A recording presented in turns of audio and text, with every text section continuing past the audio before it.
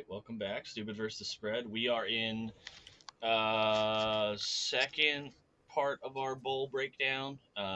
This will not include the playoffs. We're going to do that next week. But we have like some of the marquee bowls coming up. One of the New Year's Six bowls falls into the next 7 days or so. We're recording this on a Thursday, so it should be fun.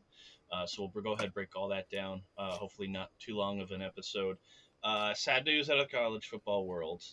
Mike Leach had a medical emergency, which unfortunately wound up killing him.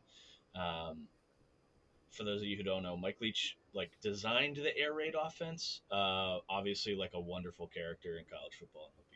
He'll be dearly missed. I know a lot of people did a lot better job of like honoring him and talking about his past. Unnecessary Roughness on Barstool Sports did a great job of talking about Mike Leach and all that. But thoughts and prayers to his family and obviously the football world. Just gonna miss him a ton because he was such a great character. Yeah, it's really sad, and when you think about not even like the air raid offense clearly has changed the way that football, both at the college and professional level, is played, at the high school level is played, but the amount of people who are now coaching in the in both leagues that came out of his coaching tree: Cliff Kingsbury, Lincoln Riley, Mm-hmm. guys you don't normally think of, and you realize the kind of impact that Mike Leach had on the football in general. It's really sad and really terrible that something like this happened. So, just thoughts, prayers with his family, and obviously it's a tough time, but. Yeah, and you know what? He went out on top. Mississippi State beat Ole Miss, final game of the year. Their heated rivalry, and so he gets to go out a Mississippi State legend. I'm sure they'll make something for him. He's a great guy. And he's sorely missed. But let's start transitioning. We'll get into the bowls here. We're going to cover the bowls up until the 30th of December. That includes one New Year's Six selection committee bowl, and then the rest of the regular bowls before we head into um, the the final tail end of bowl season, which is the college football playoff, along with the New Year's Six bowl. So let's get into it. I'm just going to go through the list, and then we'll break down. We have six games highlighted that we're going to break down a little bit, kind of like we did last time. So in order of days, starting on December 26th, the day after Christmas, you got the Quick Lane Bowl between Bowling Green and New Mexico. On the 27th, you have the Camellia Bowl between Buffalo and Georgia Southern, First Responder Bowl between Memphis and Utah, Birmingham Bowl between Coastal Carolina and East Carolina. That should be a fun one. Guaranteed Rate Bowl, Wisconsin, Oklahoma State, Military Bowl, Duke versus UCF, Liberty Bowl, Arkansas, Kansas. Holiday Bowl is Oregon, North Carolina. Texas Bowl is Ole Miss versus Texas Tech. Pinstripe Bowl in Yankee Stadium is Minnesota versus Syracuse. Cheez-It Bowl is Oklahoma, Florida State. Alamo Bowl is Texas, Washington. Duke's Mayo is Maryland, North Carolina State. Sun Bowl is UCLA Pitt. Gator Bowl is Notre Dame, South Carolina. And the Arizona Bowl from Barstool, which is streaming exclusively on their website, if I'm not mistaken, is Ohio versus Wyoming. And then we finish up on December 30th at 8 p.m. with the Orange Bowl and a selection committee bowl between number 6 Tennessee and number 7 Clemson. So we'll start bringing them down.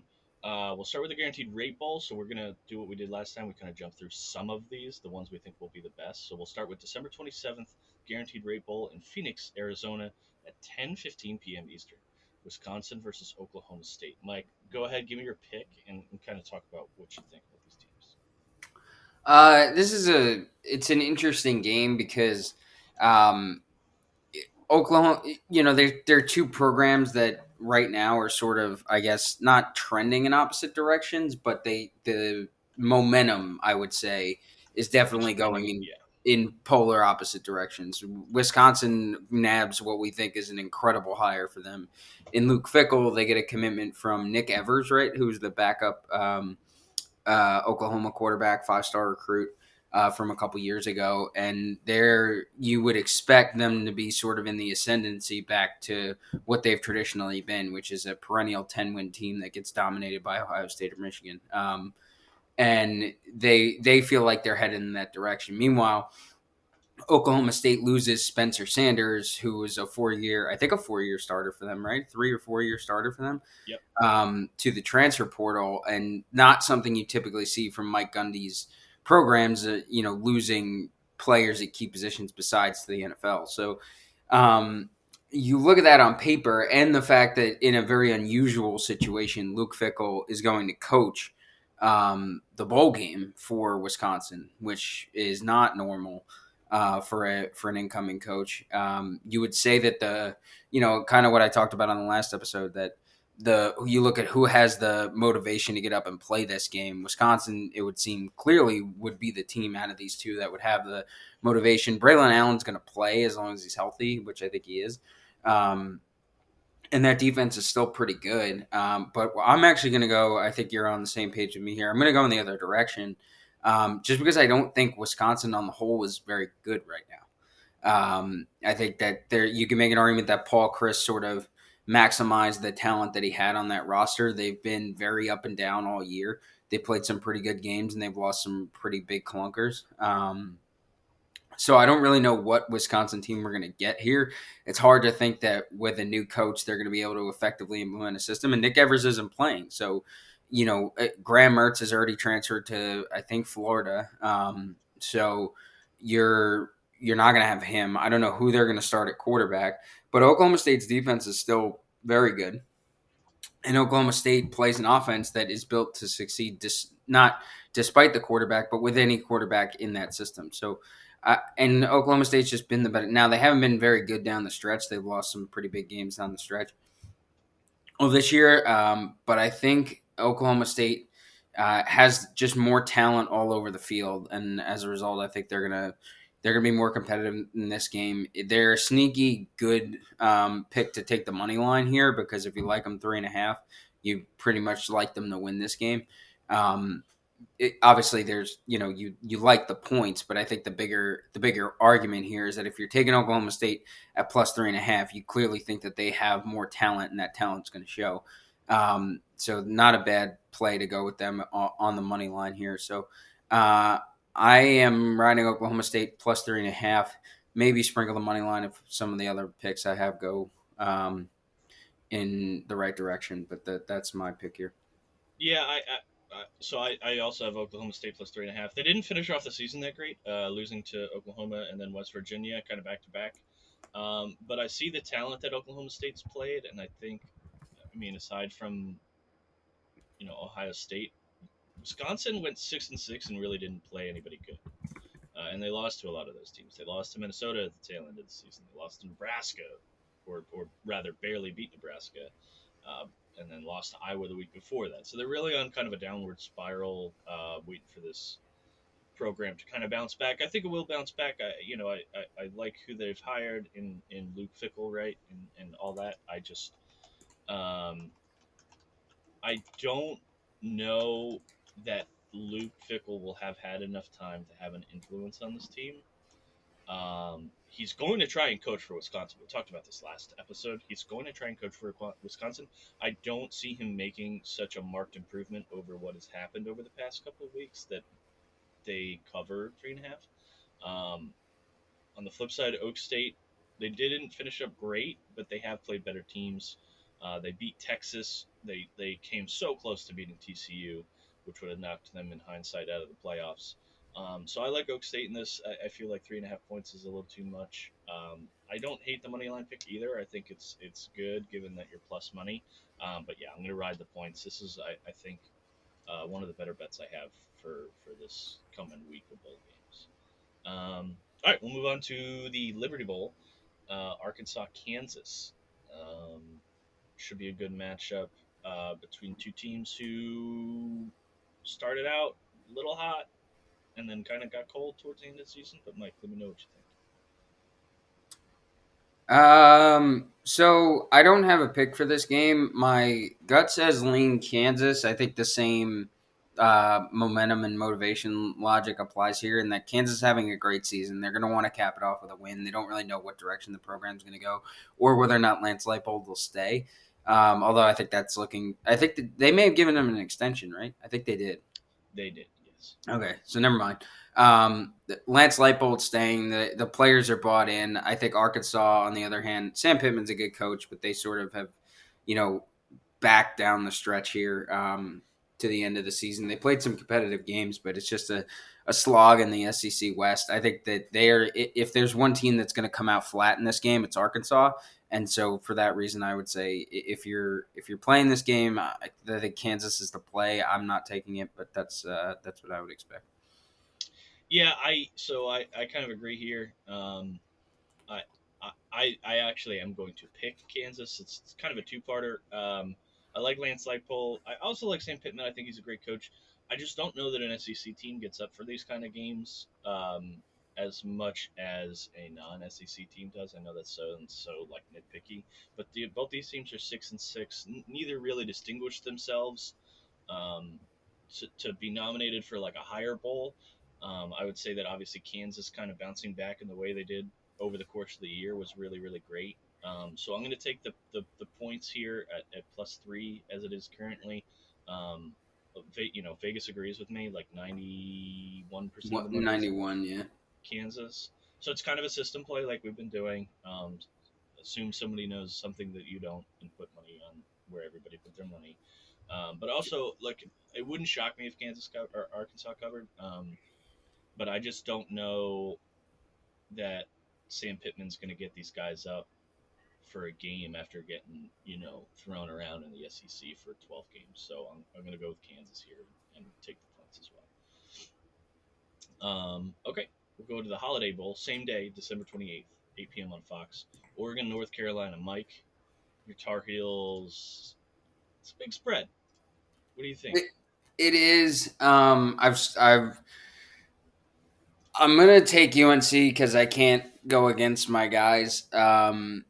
I do like the over here slightly, although UNC's recent games haven't really shown that they're playing the kind of offense they played at the beginning of the year. That ACC championship was ugly. They lose Josh Downs to the NFL, which no slight to him. Go get your money, young man. He'll be a back end of the first round, second round, early second round pick. I think he'll be a great NFL player. The spread I think started from where UNC finished the season and has only gotten worse. They've 3 out of the 4 starters in the secondary, including the 2 starting cornerbacks, Storm Duck and Tony Grimes, have both hit the transfer portal. I think Tony Grimes is probably going to end up at AM. He's taken 2 visits there.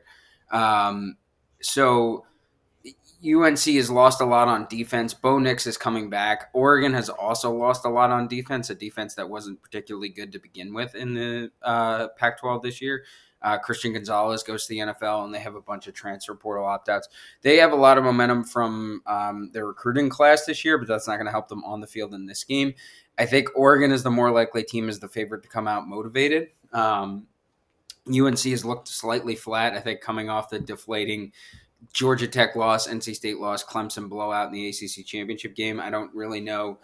I think the momentum here, if anything, comes from the fact that Drake May is coming back, despite what Pat Narduzzi said on that radio show, which I think is probably BS, that Drake May had 2 $5 million offers in NIL money to move to other teams and to turn them down. I think that's unlikely that there was actually that much money. I think maybe in the, high 100,000s, but Drake May is also a legacy at UNC, so I think it's certainly possible that 1, he's making as much NIL money at UNC, and 2, that he just wants to stay because his dad played quarterback for UNC and his brother is a basketball legend. So, and he knows he's going to the draft next year, so he's just going to finish his career with UNC anyway. All of that said, I'm still going to take UNC. I don't really particularly like it. I lean the over. I'm going to put it on the card, even though there's a chance that UNC may not hit this number just because their offense has been out of sync. They lose Phil Longo, which I think Wisconsin fans are excited about, but there's some real inconsistency with UNC's offense this year, especially in some big spots that really cost them. I mean, especially down the stretch. Phil Longo got hired by Wisconsin off the front end of this season, in which Drake May was putting up really good numbers. But I think that has more to do with Drake May than it does with Phil Longo. So I think the silver lining here for UNC is having a different play caller in the system. Somebody who, Josh Downs did save the offense a lot when, he's the go-to guy for Drake May. And you saw that he broke the school record for receptions in the game this year against Virginia. But I think the unpredictability of the UNC offense now, without Josh Downs, because they do have talent elsewhere. They've got two great tight ends, two really good wide receivers, especially Antoine Green is a very good deep threat. So there's a chance that you see the UNC offense be a little bit more unpredictable, which I think could actually help them. So that's my argument. I think this game goes over. UNC's not winning this game, but I do think there's a chance they cover 14.5. I'm going to take it. I don't really particularly like either. I'm going to lean UNC in the over on both. Okay, so I lean the under here. I don't. I, I I I get why it's 73.5. It just seems like two teams that don't normally play each other playing each other. Um, I think the logic is just both of these defenses are really bad and have already lost a ton to the portal. Um, that's so true. they're bad getting worse. I think if this game is going to go over, you're going to know it pretty quickly. And I say that not because like I expect somebody to hit a 73-yard touchdown in the opening play. I think it's more what I would expect to happen is you see instantly that neither defense is playing with a ton of effort.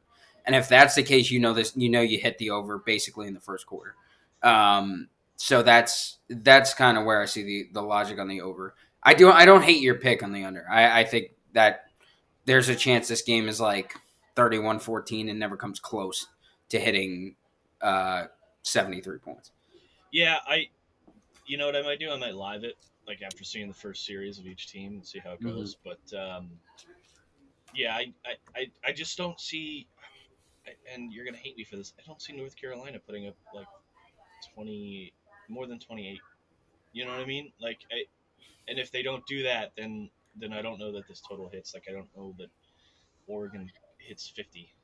You know what I mean? Yeah, I think this could the I would think that if this were I would be all over this under if the public cash splits were reversed.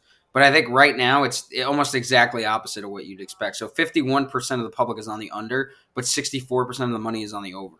So it's a if it were the opposite, I would be all over the under because I agree with the logic here in a to a certain extent says this game probably isn't going to go over, but I think I trust the numbers that we look at every time to tell me when my logic is dumb and more than like it's not that the logic is dumb. I just think somebody knows something we don't, and you play off of that. So that's why I'm going with the over. But like I said, the logic I totally see for going with the under in this game. Okay. All right. I don't hate it. I'll probably make a game time decision, but yeah, I think I lean the under here. All right. Well, let's move on. Alamo Bowl, Texas, Washington. I think this will be a great game, by the way. Number 12 ranked Washington and number 21 ranked Texas. Washington is 4-point dogs. I'll start us off on this one, Mike. I have Washington pretty heavily. So it's not just a system play where, first of all, 90+% of the money is on Washington, so that's always a good trend to follow. But I also think Washington is just the better team. Texas had a very good year. I wouldn't say it was spectacular. Um, Obviously, beating your rival in Baylor is great, but you lost to TCU. You had a tough play at Kansas State that you pulled out, but there were a couple tough losses in there, especially Texas Tech and Alabama earlier in the season. So I think Texas is good. Whether we get Quinn Ewers or um, like in his prime, or we get Quinn Ewers at the tail end of the season where he played Baylor and didn't throw for a touchdown, only had 12 completions. It I don't know that Texas is going to come out swinging in this. I think Washington does. So I'll take Washington, who's only had two losses, and the points. And those two losses were to UCLA and I'm looking it up right now. Washington had two losses. Who were they to? UCLA and Oregon, I believe. Arizona State. They beat Oregon. Oh, they beat Oh, Oregon. That's right. yeah, they beat Oregon 37-34. Yeah, so one of those was a fluke or somewhat fluky. And then they lost to UCLA, who's a good team. I think they will crush Texas. I think they will win outright. I have the money line. I have them +4. I'm taking them both ways. I'm with you. I think it's a motivation thing. Texas doesn't really have a reason to get up for this game.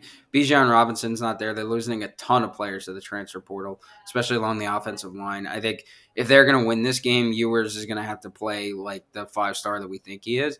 And maybe he is going to play that way because he knows Arch Manning is coming in next year now that he's signed on the dotted line. But I think Washington's playing with a lot of momentum. They're playing, to very motivated football. Michael Penix, I think, is coming back for another year, or at least he's playing in this bowl game. So, given all that, I'm with you. I'm riding Washington -4. I do think they have, like I said, and really, and it's Texas isn't a bowl game that doesn't matter to them. Washington has a chance to get a pretty big prime time standalone stage win to sort of boost their momentum in recruiting. Um, Washington And has a chance. they are in a tough spot because Pac-12 is obviously hard to play, and Washington is not the first place you think like a historical like good win is, and I, if you can get some momentum, um, there you go. You know what I Yeah, mean? Like, sneaky, yeah, sneaky good environment. They just have never had a lot of national exposure. You got to win a lot of games for them to get the public generated, interest there. They basically recruit out of the West Coast and out of Utah and Hawaii. So to get a little bit more national exposure for them, I think this is big. They're playing a game in Texas, a recruiting area that they'd like to break into. I think Washington will play with a lot of motivation in this game. Texas won't. Texas like I said about some other schools, I think Sark's focus is now probably more off the field than it is on the field. Um, so I think this pans out. You're right. I think Washington +4 is a great play. I think Washington money line is a good play as well. There's a really good chance they win this game. I don't hate it. I don't hate it. I love it. In fact, we'll finish up with two more games here. December 30th at 3:30 on ESPN is Notre Dame, South Carolina, in the Gator Bowl in Jacksonville, Florida. Um, I'll start out with this one because I put you on the hot seat for the first three. I'm going to take Notre Dame -2 against what typically we have considered system plays. So South Carolina has 85% of the bets right now. Or I'm sorry, 85% of the money uh, is on South Carolina at +2.5. I think this is an overreaction to how South Carolina played the last two games of the season when they put up 63 on Tennessee and then beat Clemson. I don't think South Carolina is going to beat Notre Dame. I think Notre Dame coming off that loss to USC where they were in it for like 3/4 of the game and then kind of like spun out at the end. I think that motivates them. I don't think there's a game that Notre Dame isn't excited to play, if that makes sense. Their fan base is going to show up no matter where this is, just because they have so many people at 8-4. I think they look to put this away as like a decent season coming into it, especially after that first week loss, um, and that loss to Akron earlier in the season. Akron, sorry, earlier in the season. I think they top it off here by coming out and winning a bowl game on December 30th. Technically not a New Year's Six, but like might as well be considered a New Year's Six. I don't think either of these teams sleep on this game, just because how late it is and how much it'll probably mean. But I'm going with the Irish here -2.5. I think they're the better team. I think people have overreacted to how South Carolina played the last two games, and I think we're seeing like if South Carolina lost one of those, lost to Clemson and barely beat Tennessee with a healthy quarterback. Like, do we see the Gamecocks here, even in this game at minus as +2.5? No, I think we see like a 7 point spread. So I'm going to take Notre Dame.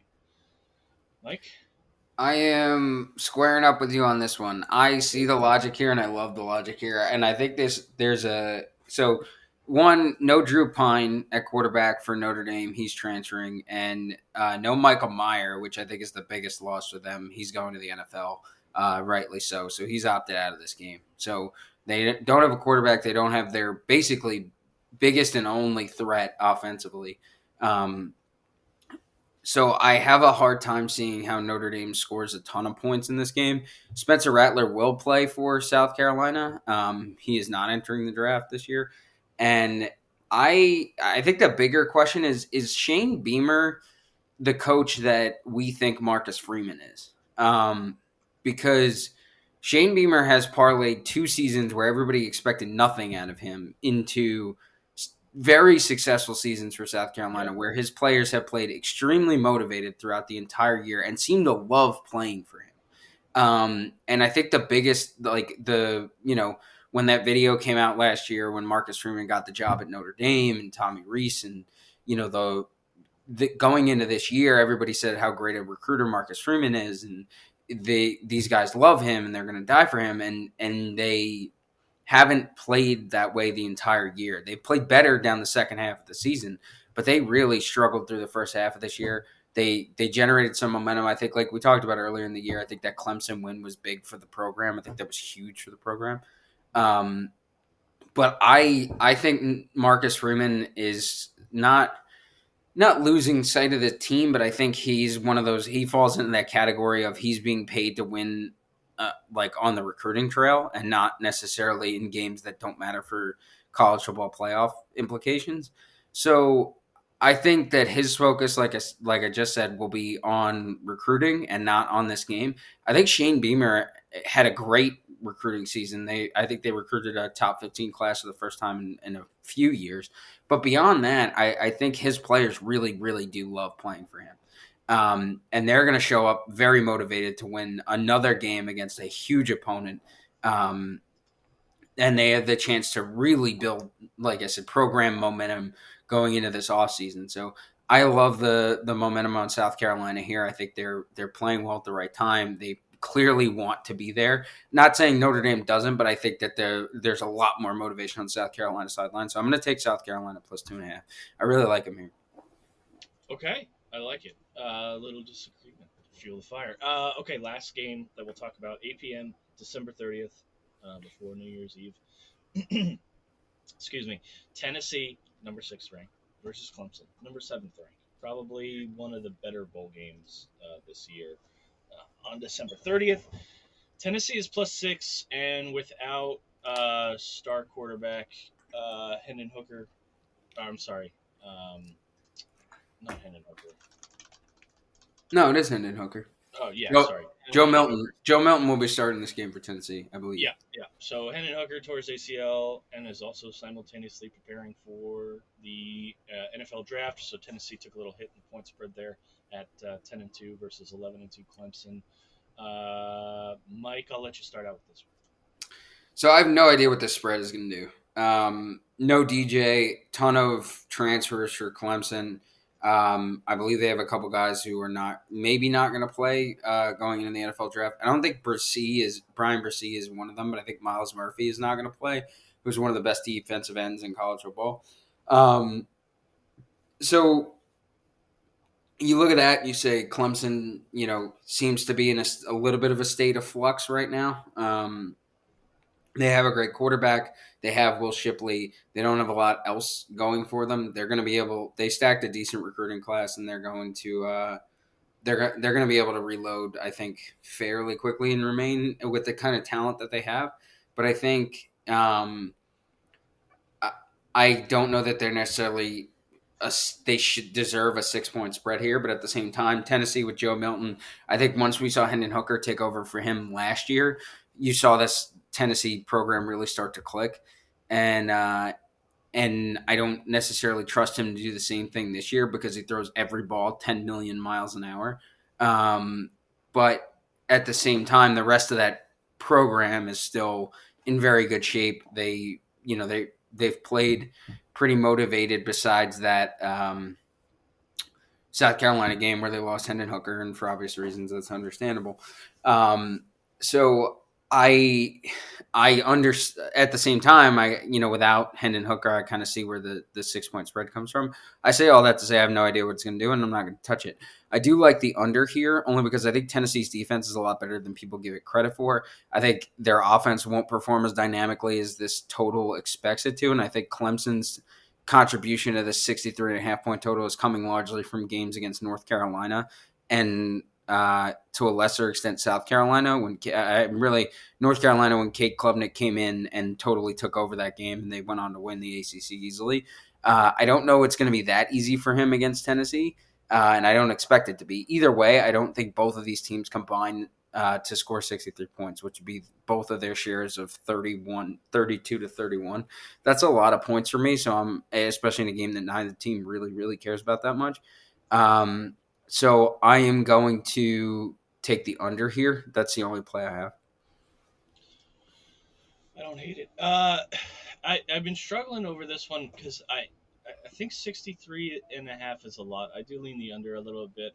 I'm concerned about Tennessee without their star quarterback. I see a lot of people have Clemson -6. I lean that. I don't love it, although most of the money and percent of the bets is on Tennessee. I think that's kind of a reaction to casual bettors thinking Tennessee will be what it was all season without Hooker. I think I'll go with the under here.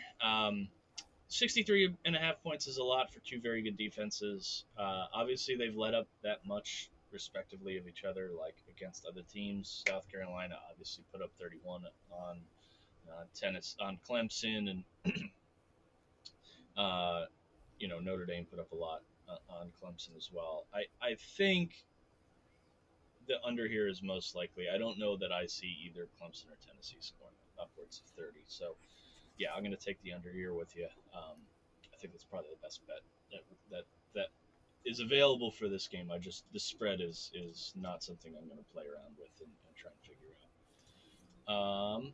All right, well, that is all our picks. Oh, actually, I'm sorry. One more thing, Mike. Do you have any other picks aside from the games we haven't talked about? Yeah, I'm gonna add one to my card from last week. This game's tomorrow night, so February 23rd, 2 nights before Christmas. Friday, December 23rd, 2 nights before Christmas. Wake -2 against Missouri. Wake has everybody playing. Missouri has their best player, Dominic Lovett, their wide receiver, who is leaving in the transfer portal. I think Luther Burden, I think, is their highest ranked recruit. He's staying. But either way, Missouri's not very good. Eli Drinkwitz gets an extension, but I don't really know why, because they're not really like Missouri isn't going anywhere besides they played Georgia tough, I guess.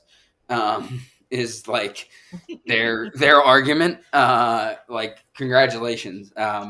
But anyway, so the Missouri coach gets an extension, but I don't really see why they're only 2 point dogs against a Wake Forest team that has a lot more talent to me and a veteran quarterback in Sam Hartman. So I'm going to add Wake -2 from last week. I also have Air Force +6.5 tonight on Thursday, the 22nd against Baylor, but we talked about that last week. Okay, I got a couple. I got Memphis -7.5 against Utah State on December 27th. I think Memphis is a much better team. Utah State has had really bad games this year, so I'm going with Memphis by over a touchdown. New Mexico Bowling Green under 48.5. This is a system play. Majority of the money, like 90%, is on the under, so I'm going to take the under. Ole Miss -3.5. Against Texas Tech. Texas Tech is a good team. This is a very selfish, like mental pick, but Mike Leach and Lane Kiffin were very good friends. Kiffin was at his memorial service. I think he comes out firing and tries to like put up some numbers and win this one. Not as a joke. They really were good friends. I think he tries to win it. After the passing was good friends. So that's kind of like an emotional play.